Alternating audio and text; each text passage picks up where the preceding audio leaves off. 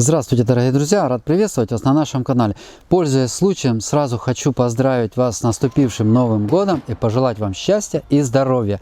А тема сегодняшнего видео я расскажу о том, какие растения мы будем сеять в январе месяце. Многие огородники уже провели посевы, ну это и понятно, нетерпение, соскучились и так далее. Некоторые выращивают цветы для реализации в конце зимы, либо в начале марта, то есть к праздникам Дню влюбленных, либо к 8 марта. Это такие цветы, как примула, выращивание которой начинается в августе месяце. Сейчас, кстати, вы можете видеть за моей спиной, как на сегодняшний день выглядит примула, которую выращивают к 8 марта. Это цинерария, прекрасный цветок, друзья. Но прошу не путать эту цинерарию с цинерарией приморской. Это совсем два разных цветка. Это луковичные цветы, которые выращиваются также к Дню влюбленных, либо к 8 марта и высаживались в ящики осенью.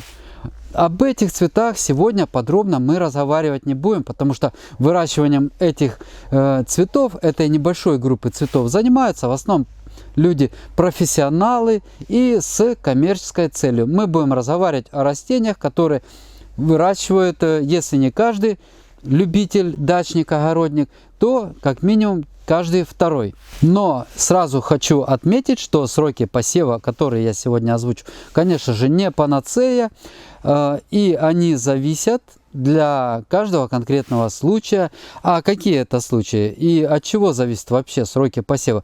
Это прежде всего от растений, которые вы собираетесь сеять. Некоторые растения для полноценного развития требуют больше времени, некоторые меньше. Соответственно, растения, которым нужно больше времени от посева до высадки в грунт, сеются пораньше. Растения, которым от посева до высадки в грунт нужно меньше времени, сеются попозже. Правило здесь очень простое.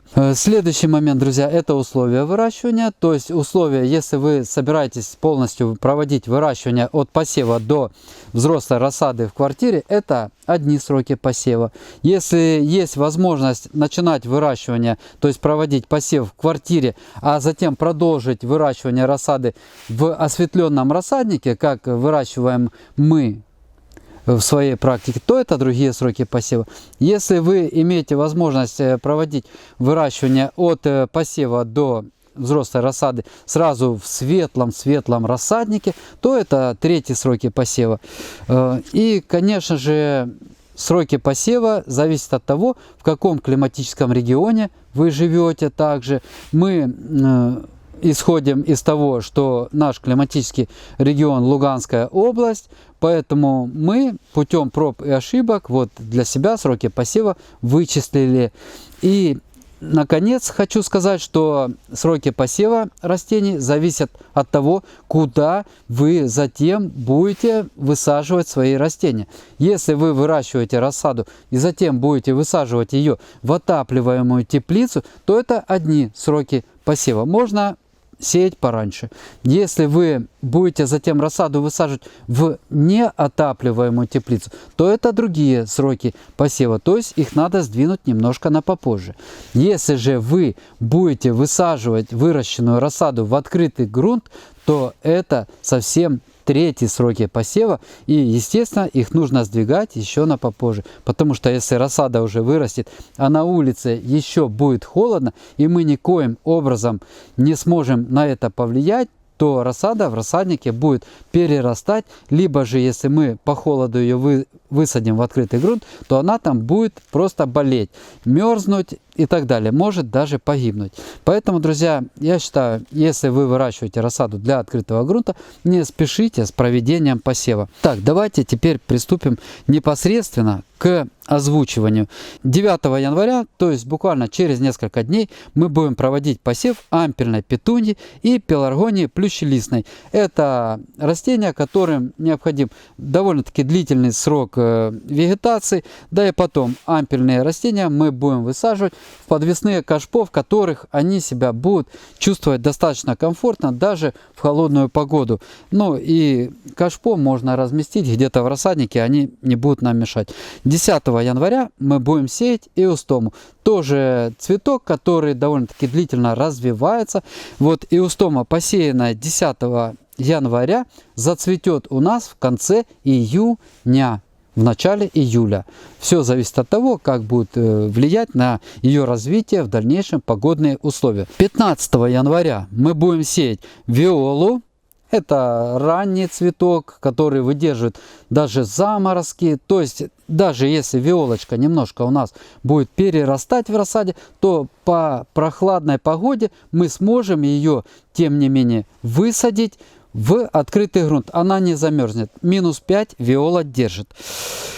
Бегонию будем сеять также 15 января, гвоздику и гацанию. Гацания, гвоздика, бегония – это цветы, которым достаточно длительный период вегетативного развития необходим для хорошего развития куста. 17 января мы будем проводить посев катарантуса, вербены, остеоспермум, тагетис крупноцветковый.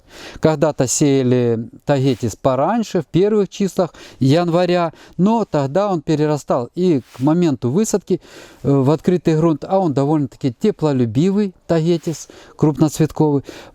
То есть к моменту высадки, когда наступало тепло, если рано мы его сеяли, то первый бутон отцветал и его привлекательность слегка терялась. 18 января мы будем проводить посев пеларгонии зональной и земляники садовой, сальпиглоссис, бегония клубневая и огурцы для раннего выращивания в ведрах, то есть огурцы, которые мы будем выращивать в рассаднике в ведрах в комфортных условиях, мы будем сеять 20 января.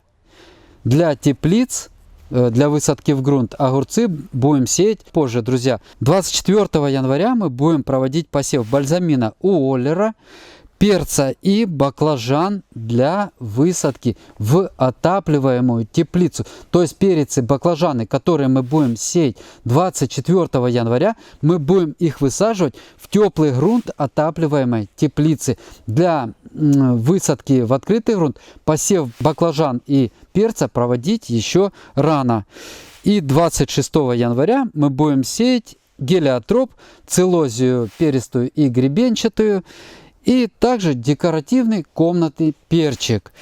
Вот такие виды цветов мы будем сеять в январе месяце. Друзья, вот здесь можно заметить, что 9 я говорил, некоторые 10 следующий там цветочек. Вот такое минимальное различие, но это сделано для того, что просто соскучились уже за вот этими работами, работ немного и хочется повозиться. Конечно же, можно 9-10 число объединить в один срок, то есть или 9 посеять эти 2 дня, или 10. Тут разницы абсолютно никакой не будет. Можно вот пообъединять, которые близлежащие даты.